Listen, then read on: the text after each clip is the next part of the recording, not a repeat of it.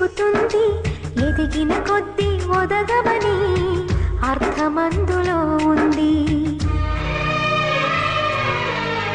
అపజయాలు కలిగిన చోటే గెలుపు పిలుపు వినిపిస్తుంది. ఆకులన్నీ రాలిన చోటే కొత్త చిగురు కనిపిస్తుంది. మౌనంగానే ఎదగమని మొక్క నీకు చెబుతుంది, ఎదిగిన కొద్దీ ఒదగమని అర్థమందులో ఉంది.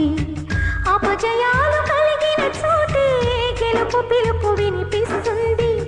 ఆకులన్నీ రాలిన చోటే కొత్త చిగురు కనిపిస్తుంది.